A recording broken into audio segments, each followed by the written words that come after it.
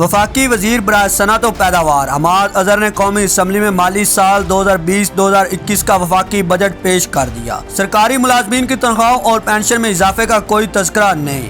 دفاعی شعبے کے لیے 12.79 ارب مختص کیے گئے ہیں۔ بجٹ دستاویز کے مطابق آئندہ مالی سال کے لیے تعلیم کے شعبے میں وافر رقم رکھی گئی ہے۔ ہائر ایجوکیشن کمیشن کے لیے مختص رقم کو 59 ارب روپے سے بڑھا کر 64 ارب روپے کر دیا گیا ہے۔ کورونا وائرس کے تناظر میں شعبہ صحت کے استحقاق کار میں اضافہ اور طبی آلات کی تیاری کے لیے 20 ارب روپے مختص کیے گئے ہیں۔ تعمیری شعبہ حکومت کی جانب سے نیا پاکستان ہاؤسنگ اتھارٹی کو 30 ارب روپے فراہم کیے گئے ہیں، جبکہ اخوت فاؤنڈیشن کے تحت قرض حسنہ اسکیم کے ذریعے کم لاگت رہائشی مکانات کی تعمیر کے لیے 1.5 ارب روپے مختص کیے گئے ہیں۔ بجٹ میں زرعی شعبے کو ریلیف دینے کے لیے ٹڈی دل کے خاتمے کے لیے 10 ارب روپے رکھے گئے ہیں۔ کورونا کی وجہ سے ہوٹل کی صنعت کو نقصان ہوا، لہذا اپریل تا ستمبر 6 ماہ کے لیے اس صنعت پر کم سے کم ٹیکس کی شرح 1.5 سے کم کر کے 0.5% کرنے کی تجویز ہے۔ مالی سال 2020 میں ٹیکس مواصلات کا ہدف 5,503 ارب روپے تھا، لیکن کورونا وائرس کی وجہ سے 4,801 ارب روپے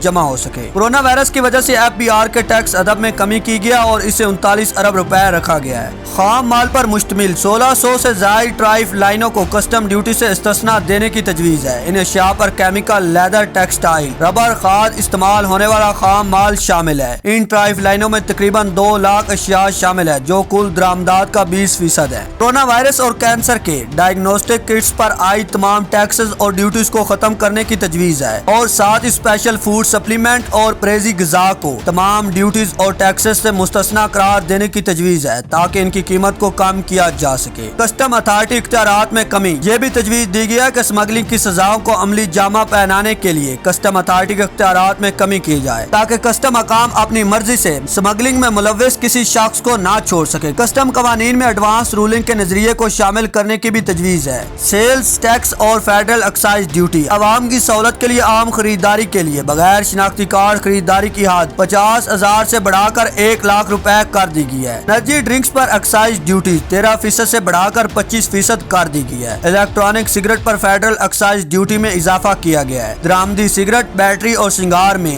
FID میں اضافہ کیا گیا ہے۔ ڈبل کیبن پک اپ پر فیڈرل ایکسائز ڈیوٹی عائد ہوگی۔ سیمنٹ کی پیداوار میں ڈیوٹی کم کرنے کی تجویز ہے۔ درآمدات پر ٹیکس میں کمی، درآمدات پر انکم ٹیکس کی شرح کو خام مال پر 5.5% سے کم کر کے 2% اور مشینری پر 5.5% سے کم کر کے 1% کیا جا رہا ہے۔ بجٹ میں جائیداد کی خرید و فروخت پر ہونے والی آمدنی پر ٹیکس ریلیف دینے کی تجویز ہے۔ اس سلسلے میں کیپٹل گین ٹیکس کی مد کو 8 سال سے کم کر کے 4 سال کیا جا رہا ہے، جبکہ کیپٹل گین کی مقدار میں بھی ہر سال 25% کمی کی جائے گی۔ حماد اظہر نے بجٹ تجویز پیش کرتے وقت بتایا کہ آٹو رکشہ، موٹر سائیکل رکشہ، 200 cc تک موٹر سائیکلوں پر ایڈوانس ٹیکس ختم کر دیا گیا ہے۔ تعلیمی اداروں اور شادی ہالز کے ٹیکس پر کمی کی جا رہی ہے۔